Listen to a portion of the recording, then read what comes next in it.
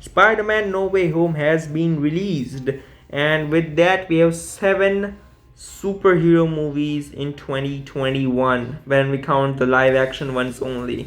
I'm not going to include the 5 animated DC movies we got this year, only the 7 live action movies, which are Zack Snyder's Justice League, Black Widow, The Suicide Squad, Shang-Chi and the Legend of the Ten Rings, Eternals, Venom Let There Be Carnage, and Spider-Man No Way Home.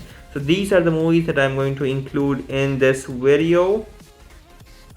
And with the release of Spider-Man No Way Home, I think it's time to make a ranking about all the 7 superhero movies of 2021, ranked from the worst to the best. So also share your ranking in the comment section down below. I think we might have different opinions, but that's okay. So let's start with number 7, Black Widow. I was really looking forward to this film. The trailers of this movie have been pretty damn good. But this movie, I ended up really not liking it. I was really disappointed. At first, I was like, it's okay. I mean, it was kind of good. The more I thought about it, the more disappointed I became. The Taskmaster reveal was the most super disappointing thing I've seen in this film. The third act of the film had really horrible visual effects, and the action sequences were not good either. Number 6, Venom Let There Be Carnage. Well, this is the most forgettable superhero movie I have seen this year. At first, I liked it a bit. The more, as just the same. The more I thought about it, the less I started liking it. I mean, the visual effects were good. Venom and Carnage were great. Tom Hardy was great, and so was Woody Harrelson. But the entire Venom versus Carnage action scene, that was also good, but it just really lacks action for the rest of the part of the film. Like, really, it needs some better action over there. That was my problem with it. Number 5, Eternals. Well, this movie was really unique, I would say, if not bad. I won't give it a negative review, no. This is a good movie, I would say. Not just, it is just not great. It's not great. And it's not even a problem. It does not need to be great. It's a good movie, and the only problem I had was less character developments for most of its character. It just doesn't do that part.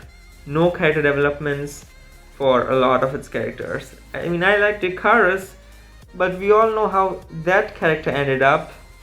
Number 4, Shang-Chi and the Legend of the Ten Rings. Well, this movie has some really cool action sequences in it, and it's just downright a blockbuster. This movie is made to be an action blockbuster, and I understand that, but it does not need to have stupid elements in it, like the presence of Katie. That was the stupidest supporting character I've seen in an MCU movie, and I just didn't like it. So when they do crazy things that can't happen, just need to be serious sometimes. And Shang-Chi could have been serious if not for Katie. Who shoots such a creature on the neck after just a few hours of training? Please. Number 3, The Suicide Squad. Well, this, I would say, out of all the 7 superhero movies released this year, this is the most perfect superhero movies when it comes to checking all the boxes. It has the craziness from James Gunn, an amazing story to tell, some really cool action sequences, and being an R-rated movie, it never falls flat when it comes to blood, violence. It is such an entertaining film right from start to finish. It never loses its heat. It is also emotional at moments and delivers some of the finest gore I have ever seen, if not anything else. Number 2, though, is Zack Snyder's Justice League. Might be controversial for someone, but I think this is a really great film. See, I do not support the Snyderverse, and this also might be controversial for a lot of people. I just don't support the Snyderverse. That doesn't mean that this movie is not good. I think it's an epic movie, which I have liked as much as I've liked Spider-Man No Way Home, which is of course my number one spot, as that is the only movie left. I mean, I like these both movies really equally. And the reason this is at number two is that it's a 4 hour long film. As a 2.5 hours movie, it could never have been this good, not even close. Number one, Spider Man No Way Home. This is a great film, especially when it comes to fan service, as I've said earlier, because fan service is what keeps this movie alive. Otherwise, the plot of the film, it has problems with it. Yep, the plot of the films have problems, but they are just too small when it comes to comparing them with the fan service elements of the film.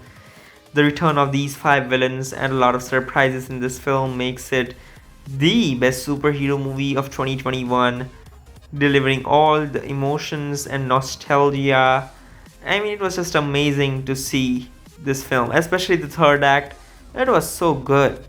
Really, fan service, pounds of fan service, I would say.